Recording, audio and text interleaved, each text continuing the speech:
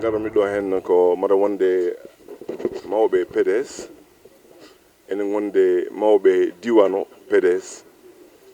président secrétaire général section chef section ji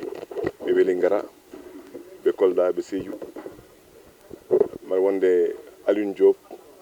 chef de cabinet mo président Abdoulaye Wade mbaɗa wonde Saliou Dieng directeur des structures PDS mbaɗa wonde Mayoro Faye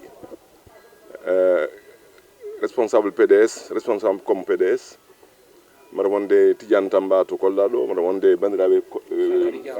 Bakary Diaw en bandiraɓe ɓe foof mi wawi limtude yimɓe foof Souleymane Vieux Traoré omo fotani yijide ɗum par ce que on ɗon jatigue amen to Sédhiou neli min ɗo noon ko mawɗo leydi nden jignaɗo amen mawɗo Sénégal ene wiye Abdoulaye Wade président Abdoulaye Wade kañum e ɓiyum Abdoul Karim Wade ɗo henna koɓe ɓooyi wadde Dakar foof ɓe nelano ɗo hen délégation ara ɗo ɗi duuɓi noon wayrino wadde seeɗa kono ngol lawol Abdoulaye Wade wimin président Abdoulaye Wade wimi min garɗo e keewal Allah waɗi noon so haalde gonga fédération Vélingara fédération Sédhiou fédération Kolda yonni ɓe jaɓɓimi min ɓe bismimi min ɓe garde amen ɗo min jettima ɗo min jettima ɗo hen ende caggal julde tisubar to caali ceerno ɗo ceerno bismi min ene wonde miira mum e almuɓe aduna o foof min jettini nunal ngal ko yidde ñaganade mo judde balde par ce que ko hoore leñol ko moƴƴere leñol te yiyama so Daka o waɗama ha gasi hol moƴƴere ɗum waɗe nder leydi yiyama aussi ko holko ɗum hokki ene Fouta holko ɗum hokki e Sénégal donc emin ñagonomo kanko emin ñagono ɓe wondi ɓe ñaago aussi jaam ɗo ha Daka o gasa haymo fu goto fof rutto e jaam to fayto emin ñaago aussi o ñaagomo kanko o duwono min mawɗo amen o ela bonnomo ɓoynomo josa amen ɗo kanko Abdoulaye Wade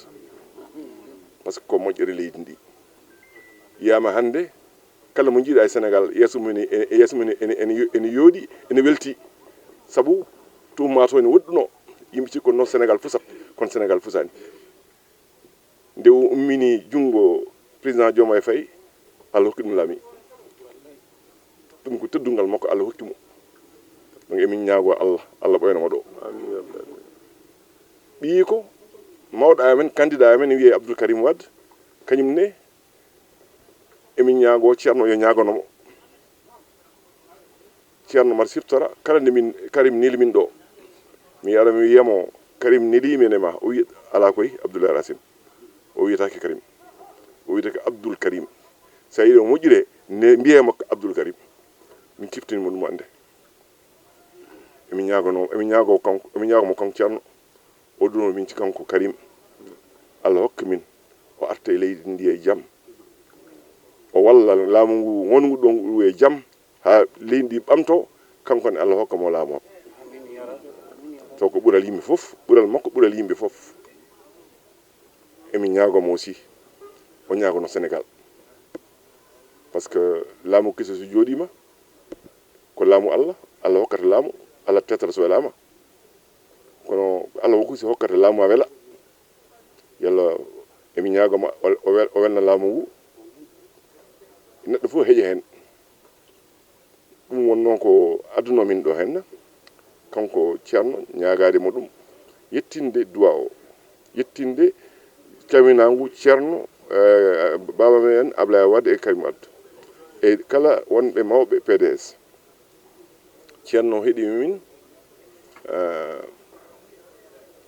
o kanko e hoore makko o jaabi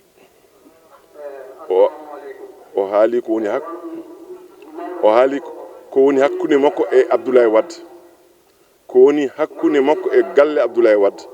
ko woni hakkude makko e PDS guila jignaɗo moƴƴo o Alaji Mamadou Seydou mawnum Abdoulaye Wade ene wiye Alaji Moustapha Wade o wi ko kanko hokki ɗum wirdu ɗum fof ceerno haali ɗum ceerno neɗɗo wawi yoɓde ɗum ko ɗum foof o arti hen o holli kanko o weltima no feewi ko PDS nelli ɗo délégation wona hunde webde o saaha kono min gari ɗo min gari e keewal omo ñaago min somin yiya min jettinoya Ablaye Wade ɗum omo ñaagono Ablaye Wade omo ñaagono Karim